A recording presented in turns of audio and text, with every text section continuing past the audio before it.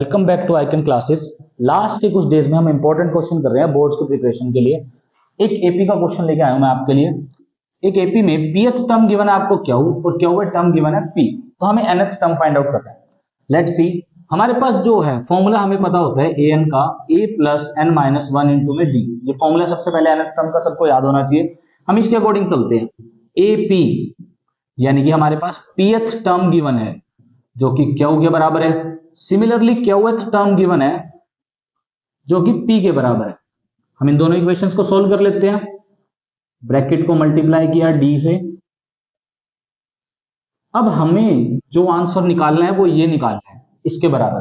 तो हमारे पास ना तो a है ना d है, तो सबसे पहले हम a और d निकालते हैं। देखो आपके पास दो इक्वेशंस हैं, तो आप यहाँ पे एलिमिनेशन मेथड का यूज कर सकते हो। साइन चेंज, ये कैंसिल हुआ, d कॉमन ले लेते हैं हम यहाँ से, p माइनस क्यू।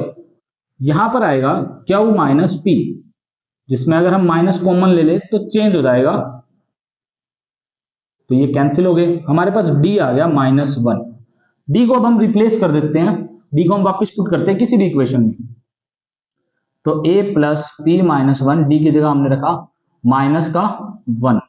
ठीक है, तो ये हमारे पास आया minus p plus one is equal to q, जिससे हमारे पास a की वैल्यू भी आ गई p plus q minus one.